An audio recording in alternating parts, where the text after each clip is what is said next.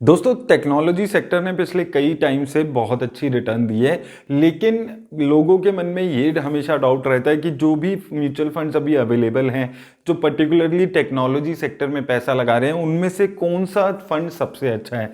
तो आज इस वीडियो में मैं कंपैरिजन करने वाला हूं डिटेल में 3 म्यूचुअल फंड्स का जो बहुत अच्छी रिटर्न्स दे रहे हैं टेक्नोलॉजी सेक्टर में। पहला है ICICI Pru tech fund, then हम उसके साथ कंपेयर कर रहे हैं टाटा डिजिटल इंडिया फंड को, और उसके साथ हम एसबीआई टेक्नोलॉजी फंड को भी कंपेयर करेंगे।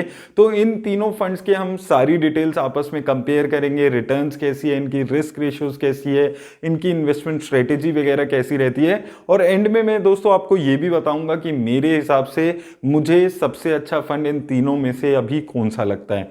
तो आइए दोस्तों देख लेते हैं ये वीडियो। तो दोस्तों सबसे पहले अगर हम इन तीनों फंड्स की डायरेक्ट प्लान के लॉन्च डेट की बात करते हैं तो आईसीआईसी प्रूडेंशियल लॉन्च हुआ था जनवरी 2013 में। वहीं इसकी बेंचमार्क इंडेक्स की बात करें तो बीएससी टेक इसका बेंचमार्क इंडेक्स है। वहीं अगर टाटा डिजिटल इंडिया की बात करें तो ये दिसंबर 2015 में लॉन्च हुआ है और इसका बेंचमार्क इंडेक्स बीएससी आईटी है। एसबीआई टेक अपॉर्चुनिटीज की बात करते हैं तो ये भी जनवरी 2013 में ही लॉन्च हुआ है और इसका जो बेंचमार्क है ये भी बीएससी टेक है यहाँ पर। तो यहाँ पर दोस्तों आप देख सकते हैं इन तीनों फंड्स में से सबसे जो लेट शुरू हुआ है वो टाटा डिजिटल इंडिया फंड है यहाँ पर। वहीं अगर हम इनके एसेट अंडर मैनेजमेंट की बात करते हैं तो सबसे ज्यादा एसेट अंडर मैनेजमेंट अभी आईसीआईसी प्रूडेंशियल टेक्नोलॉजी फंड का चल रहा है। 7800 करोड़ के आसपास का इसका एसेट अंडर मैनेजमेंट इस वक्त हो चुका है। वहीं टाटा डिजिटल इंडिया की बात करें तो इसका भी 5000 करोड़ के आसपास यहाँ पर एसेट अंडर मैनेजमेंट है। और एसबीआई टेक अपॉर्चुनिटीज की बात करते हैं तो इसका सबसे कम यहाँ पर एसेट अंडर मैनेजमेंट देखने को मिल रहा है 2300 करोड़ का। वहीं दोस्तों अगर हम इन तीनों की एक्सपेंस रेशियोज पे बात करते हैं तो आईसीआईसी प्रूडेंशियल टेक्नोलॉजी की चल रही है एक्सपेंस रेशियो 0.81%, टाटा डिजिटल की 0.38%, वहीं एसबीआई टेक अपॉर्चुनिटीज की 0.91%। तो अगर आप कैटेगरी एवरेज से कंपेयर करते हैं तो कैटेगरी एवरेज से इन तीनों की ही जो एक्सपेंस रेशियो है ये कम है।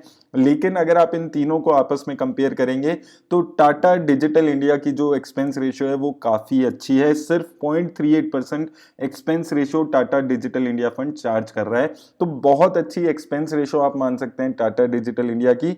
आईसीआईसी प्रूडेंशियल की अगर आप बात करते हैं तो पहले इसकी और भी ज्यादा हुई करती थी, धीरे धीरे इसने अपनी एक्सपेंस रेशियो कम की है, लेकिन अभी भी यहाँ पर स्कोप है और ज्यादा इसको कम करने का। वहीं एसबीआई टेक की भी काफी ज्यादा यहाँ पर एक्सपेंस रेशियो देखने को मिल रही है। वहीं दोस्तों अगर हम यहाँ पर इनकी मार्केट कैप वाइज एलोकेशन पे बात करें तो दोस्तों सबसे पहले आईसीआईसी प्रूडेंशियल पे बात करते हैं तो इसकी सबसे ज्यादा एलोकेशन लार्ज कैप कंपनीज में है 73% के आसपास। उसके बाद मिड कैप कंपनीज में 14% और स्मॉल कैप कंपनीज में 6% के आसपास एलोकेशन इसने की हुई है।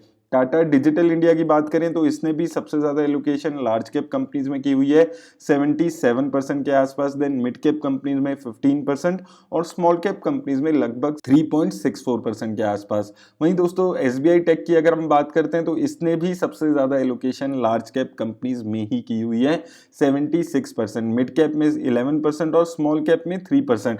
तो दोस्तों अगर आप मार्केट कैप एलोकेशन देखते हैं तो लगभग इन तीनों ही फंड्स की मार्केट कैप एलोकेशन सेम यहाँ पर दिख रही है। तो मेरे को यहाँ पर देखने में मिल रहा है कि अगर मैं 6 महीने 8 महीने का इनका पीछे से देखता हूं तो यहाँ पर देखने को मिल रहा है कि टाटा डिजिटल और एसबीआई टेक ने थोड़ा कंपैरेटिवली जो अपनी एलोकेशन है वो अब लार्ज कैप में बढ़ा ली है, जो कि इनके इन्वेस्टर्स के लिए एक अच्छी बात है। रिस्क को ये कम यहाँ पर कर रहे हैं। और वैसे भी आपको पता होगा टेक्नोलॉजी सेक्टर के फंड्स के ऊपर कोई रिस्ट्रिक्शन नहीं होती है कि ये लार्ज कैप, मिड कैप और स्मॉल कैप में कितना भी पैसा लगाए। तो यहाँ पर एक पॉजिटिव चीज है कि यहाँ पर ये मार्केट सिनेरियो को देखकर अपना जो रिस्क है उसको थोड़ा कम कर रहे हैं। वहीं दोस्तों अब हम इनकी रिस्क रेशियोज पे यहाँ पर बात कर लेते हैं। तो सबसे पहले अगर आप स्टैंडर्ड डेविएशन पे यहाँ पर बात करेंगे तो आईसीआईसी प्रूडेंशियल का जो स्टैंडर्ड डेविएशन है वो 23.87 है, टाटा डिजिटल का 22.45 और एसबीआई टेक अपॉर्चुनिटीज का 19.73। कैटेगरी एवरेज स्टैंडर्ड डेविएशन 19.21 के आसपास है। स्टैंडर्ड डेविएशन दोस्तों किसी भी फंड का ये बताता है कि एक फंड कितना ज्यादा वॉलेटाइल है रिटर्न देने के मामले में, और स्टैंडर्ड डेविएशन जितना कम होता है उतनी ज्यादा स्टेबल रिटर्न्स यहाँ पर किसी भी फंड की दिखाते हैं। तो स्टैंडर्ड डेविएशन के मामले में सबसे अच्छा एसबीआई टेक दिख रहा है, उसके उसके बाद टाटा डिजिटल और सबसे आखिरी में आईसीआईसी प्रूडेंशियल। वहीं दोस्तों अगर अब यहाँ पर हम इनकी शार्प रेशो की बात करते हैं तो शार्प रेशो किसी भी फंड का दोस्तों ये बताते हैं कि एक फंड कितना ज्यादा रिस्क एडजस्टेड रिटर्न दे पा रहा है, यानी कि कम रिस्क लेके ज्यादा रिटर्न जनरेट कर पा रहा है। और ये जितनी ज्यादा होती है उतनी एक बेटर रिस्क एडजस्टेड रिटर्न किसी भी फंड की दिखती है। तो अगर आप कैटेगरी एवरेज से देखेंगे, कैटेगरी एवरेज शार्प रेशो 0.64 है, तो कैटेगरी एवरेज से ये तीनों की ही शार्प रेशो काफी अच्छी है। और यहां पर आप देखेंगे शार्प रेशो लगभग इन तीनों ही फंड्स की सेम दिख रही है। आईसीआईसी प्रू की 1.3, टाटा डिजिटल की 1.28 और एसबीआई टेक की 1.31, यानी कि ये तीनों ही फंड्स एक बेटर रिस्क एडजस्टेड रिटर्न यहां पर दे पा रहे हैं। वहीं दोस्तों तीसरी रेशो पे बात करते हैं, टर्नओवर रेशो। टर्नओवर रेशो दोस्तों किसी भी फंड का ये बताते हैं कि एक फंड कितना ज्यादा अपने पोर्टफोलियो में चेंजेस कर रहा है, यानी कि एक कंपनी को एक बार ही अपने पोर्टफोलियो में ऐड करता है तो कितने लंबे टाइम के लिए रख रहा है। और जितनी कम टर्नओवर रेशो होती है उतनी एक फंड की बाय एंड होल्ड की स्ट्रेटेजी दिखाता है, यानी कि एक फंड अपनी पोर्टफोलियो में किसी कंपनी को ऐड करके लंबे टाइम तक उसको अपने पोर्टफोलियो में जगह दे रहा है। और टर्नओवर रेशो दोस्तों जितनी कम होती है मेरे को वो फंड उतना ही ज्यादा अच्छा लगता है, उतना ही ज्यादा सुइटेबल लगता है एक लॉन्ग टर्म इन्वेस्टर के पर्सपेक्टिव से। तो यहां पर दोस्तों अगर आप देखेंगे कैटेगरी एवरेज टर्नओवर रेशो 95% की चलती है, जबकि एसबीआई टेक की 80% है, आईसीआईसी प्रूडेंशियल की 66% है और टाटा डिजिटल की सिर्फ 41% है। तो टर्नओवर रेशो के मामले में सबसे अच्छा यहां पर टाटा डिजिटल इंडिया फंड दिख रहा है, उसके बाद आईसीआईसी प्रूडेंशियल और देन एसबीआई टेक का नंबर आता है। वहीं दोस्तों अब अगर हम इनकी सेक्टर वाइज एलोकेशन पे यहां पर बात कर लें तो सबसे पहले अगर हम आईसीआईसी प्रूडेंशियल टेक्नोलॉजी फंड पे बात करते हैं तो सिंस अभी हमने बात की थी ये सारा मेजर पैसा अपना टेक्नोलॉजी सेक्टर में ही लगा रहे हैं तीनों फंड, तो यहां पर टेक्नोलॉजी सेक्टर में 80% है, उसके अलावा सर्विस कम्युनिकेशन और बाकी कुछ सेक्टर्स में यहां पर थोड़ा बहुत एलोकेशन है। टाटा डिजिटल में भी 78% टेक्नोलॉजी सेक्टर में, उसके अलावा कम्युनिकेशन, सर्विस, इंजीनियरिंग और फाइनेंशियल सेक्टर में थोड़ा बहुत एलोकेशन इसने किया हुआ है। वहीं अगर आप एसबीआई टेक अपॉर्चुनिटीज की बात करें तो इसने भी मेजर पैसा अपना टेक्नोलॉजी में लगाया हुआ है, उसके अलावा सर्विसेज और कम्युनिकेशन सेक्टर में इसने अपना पैसा लगाया हुआ है। तो यहां पर आपको देखने को मिल रहा है कि मेजरली 3 सेक्टर्स इन तीनों के ही पोर्टफोलियो में है, टेक्नोलॉजी, सर्विस और कम्युनिकेशन। ये 3 सेक्टर्स का कॉम्बिनेशन इन्होंने बनाया हुआ है जिसमें से मेजरली सारा पैसा टेक्नोलॉजी सेक्टर में ही ये तीनों कंपनीज यहां पर लगाते हुए दिख रही हैं। वहीं दोस्तों अगर हम इनके टॉप 10 कंपनीज पे यहां पर बात करें तो सबसे पहले आईसीआईसी प्रूडेंशियल को देख लेते हैं। तो सबसे ज्यादा पैसा इसने इन्फोसिस में लगाया हुआ है 24% के आसपास, उसके बाद TCS, HCL tech, tech Mahindra, Wipro जैसी कंपनीज यहां पर आपको देखने को मिल रही है। भारतीय एयरटेल, एम्फेसिस, परसिस्टेंट सिस्टम यहां पर आपको देखने को मिल रही है। टाटा डिजिटल पे चलते हैं तो यहां पर भी आपको लगभग आप देखेंगे 4 कंपनीज दोनों की टॉप की सेम है, इन्फोसिस, टीसीएस, एचसीएल टेक और टेक महिंद्रा, ये चारों कंपनी सेम है। उसके बाद भारतीय एयरटेल, एम्फेसिस, परसिस्टेंट सिस्टम। तो आप यहां पर देखेंगे आईसीआईसी प्रूडेंशियल और टाटा डिजिटल इंडिया का जो पोर्टफोलियो है वो लगभग यहां पर सेम ही देखने को मिल रहा है। वहीं दोस्तों एसबीआई टेक की बात करें तो इसने भी सबसे ज्यादा पैसा इन्फोसिस पे लगाया हुआ है 21%। तो यानी कि अगर आप इन फंड्स में पैसा लगाते हैं और कल को इन्फोसिस का जो शेयर है वो 50-60% गिर जाता है तो आपके पोर्टफोलियो में अच्छी खासी गिरावट देखने को मिलेगी। और यही सब रिस्क होते हैं अगर आप एक टेक्नोलॉजी सेक्टर में पैसा लगाते हैं। इन तीनों ने ही बहुत ज्यादा एलोकेशन इन्फोसिस में यहां पर किया हुआ है। लेकिन एसबीआई टेक अपॉर्चुनिटीज फंड के साथ ये एक अलग बात क्या है कि इंडियन टेक्नोलॉजी कंपनीज के साथ साथ फॉरेन की जो टेक्नोलॉजी कंपनीज हैं उसमें भी पैसा लगाता है। दूसरे नंबर पे आप देखेंगे इसने अल्फाबेट इंक क्लास ए यानी कि गूगल में 8.34% पैसा लगाया हुआ है। उसके अलावा HCL tech, TCS, tech Mahindra, Bharti Airtel और माइक्रोसॉफ्ट भी यहां पर आपको देखने को मिलेगा। 4% के आसपास पैसा इसने माइक्रोसॉफ्ट में भी लगाया हुआ है जो कि एक यूएस की बहुत नामी ग्लोबल कंपनी है। तो दोस्तों तीनों का पोर्टफोलियो अगर आप यहां पर देखेंगे टॉप 10 में आईसीआईसी प्रूडेंशियल और टाटा डिजिटल इंडिया लगभग सेम पोर्टफोलियो यहां पर देखने को मिल रहा है। हालांकि एसबीआई टेक अपॉर्चुनिटीज थोड़ा यहां पर स्लाइटली डिफरेंट है क्योंकि इसने 2-3 यहां पर फॉरेन कंपनीज को भी अपने पोर्टफोलियो में ऐड किया हुआ है। अब काफी सारे लोगों का सवाल आता है कि क्या वो 2 कंपनीज यानी कि मेजरली आईसीआईसी प्रूडेंशियल और टाटा डिजिटल इंडिया इन दोनों को अपने पोर्टफोलियो में रख सकते हैं या किसी एक को इनके पोर्टफोलियो में रखना चाहिए। तो उसके लिए इनके पोर्टफोलियो की हम डिटेल यहां पर ओवरलैपिंग देख लेते हैं। सबसे पहले बात करें आईसीआईसी प्रूडेंशियल टेक्नोलॉजी फंड की, तो इसके पोर्टफोलियो में लगभग 43 कंपनीज हैं, जिसमें से 29 कंपनीज टाटा डिजिटल इंडिया की कॉमन है, यानी कि इन दोनों के पोर्टफोलियो में लगभग 85% कंपनीज कॉमन है। वहीं अगर आप एसबीआई टेक से इसको कंपेयर करेंगे तो 70% कंपनीज कॉमन है।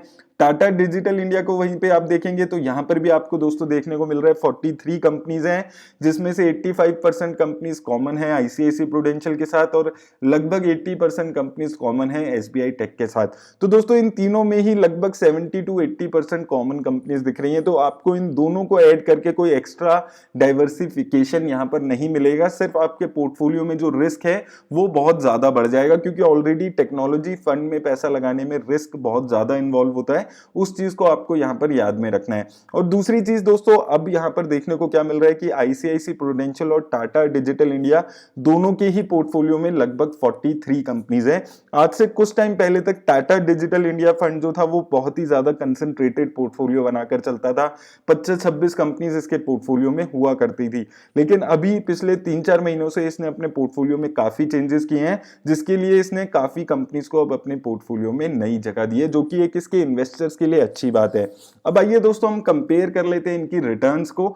तो सबसे पहले अगर हम वन टाइम इन्वेस्टमेंट पे इनकी रिटर्न्स को कंपेयर करते हैं, तो अगर आप एक साल में देखेंगे तो सबसे ज्यादा रिटर्न आईसीआईसी प्रूडेंशियल ने दी है 49% के आसपास, टाटा डिजिटल ने भी लगभग 49% की रिटर्न दी है और एसबीआई टेक ने सबसे कम रिटर्न दी है 44% की। 3 सालों में देखते हैं तो यहां पर भी आईसीआईसी प्रूडेंशियल और टाटा डिजिटल इंडिया ने लगभग सेम रिटर्न दी है। आईसीआईसी प्रूडेंशियल ने 38%, टाटा डिजिटल ने 37%, एसबीआई टेक ने वहीं दोस्तों 34% के आसपास की रिटर्न दी है। 5 सालों में आप देखेंगे आईसीआईसी प्रूडेंशियल और टाटा डिजिटल की जो रिटर्न है वो लगभग सेम है, वहीं एसबीआई टेक ने 28% की रिटर्न दी है। तो रिटर्न्स के मामले में, पोर्टफोलियो के मामले में आईसीआईसी प्रूडेंशियल और टाटा डिजिटल लगभग सेम फंड्स यहां पर देखने को मिल रहे हैं, रिटर्न भी लगभग सेम है, कंपनीज के टोटल कंपनीज भी लगभग सेम है और 85% ओवरलैपिंग भी है। वहीं दोस्तों अगर आप यहां पर एसआईपी रिटर्न्स पे बात करते हैं तो एक साल में अगर आप एसआईपी रिटर्न्स देखेंगे तो सबसे अच्छी रिटर्न्स टाटा डिजिटल इंडिया ने पिछले एक साल में दी है।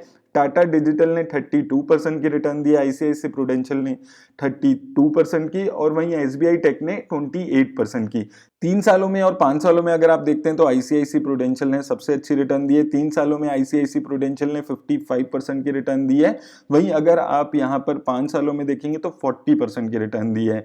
टाटा डिजिटल ने भी काफी अच्छी रिटर्न दी है 51% की 3 सालों में, और 5 सालों में अगर आप देखते हैं 39% की। वहीं एसबीआई टेक ने इन दोनों के मुकाबले अगर आप देखेंगे काफी कम रिटर्न दी है। वैसे अगर आप इसको स्टैंड अलोन देखेंगे एसबीआई टेक अपॉर्चुनिटीज को काफी अच्छी रिटर्न्स हैं, 5 सालों में 34% की, 3 सालों में 44% की और 1 साल में 28% की। लेकिन इनको कंपेयर करते हैं तो काफी अलग यहां पर दिखते हैं आईसीआईसी प्रूडेंशियल और टाटा डिजिटल इंडिया। अब दोस्तों बात आती है कि आपको इन तीनों में से किस फंड में यहां पर इन्वेस्ट करना चाहिए। अब दोस्तों अगर आप इन तीनों फंड्स की रिटर्न को यहां पर कंपेयर करेंगे तो अगर आप पिछले कई सालों में 5-6-7 सालों में जब से ये फंड आए हैं तब से की रिटर्न्स यहां पर देखेंगे तो आप यहां पर एक चीज देख सकते हैं कि अगर आप इन तीनों का कंपैरिजन करते हैं तो आईसीआईसी प्रूडेंशियल और टाटा डिजिटल ने लगभग एक जैसी रिटर्न दी है सिंस इंसेप्शन अगर हम बात करते हैं, यानी कि दिसंबर 2015 से।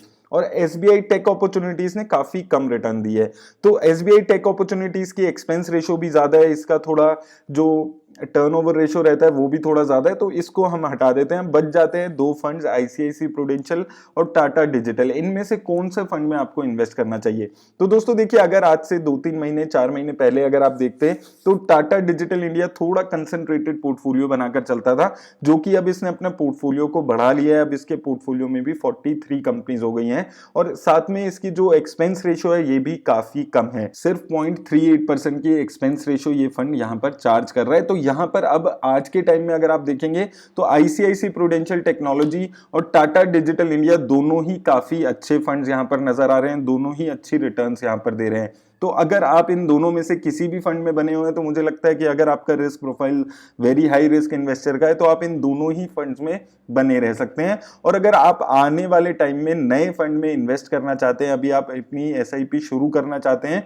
तो मुझे लगता है सिंस अभी जो एसेट अंडर मैनेजमेंट है टाटा डिजिटल इंडिया का वो भी कम है, इसकी एक्सपेंस रेशियो भी कंपैरेटिवली कम है अगर आप आईसीआईसी प्रूडेंशियल से कंपेयर करते हैं, तो अगर आप नई इन्वेस्टमेंट शुरू करना चाहते हैं तो टाटा डिजिटल इंडिया फंड यहां पर एक बेटर फंड लगता है। और दोस्तों अगर आप लोग भी टिकर टेप का एनालिसिस करना चाहते हैं ऐसे ही, तो टिकर टेप का लिंक डिस्क्रिप्शन में मिल जाएगा। और हाँ दोस्तों, कभी भी किसी भी फंड में इन्वेस्ट करने से पहले अपने फाइनेंशियल एडवाइजर से बात करके ही इन्वेस्ट करें। और अगर अभी तक आपने डीमैट अकाउंट नहीं खुलवाया तो लिंक आपको डिस्क्रिप्शन में मिल जाएगा। मेरी तरफ से बस इतना ही, धन्यवाद।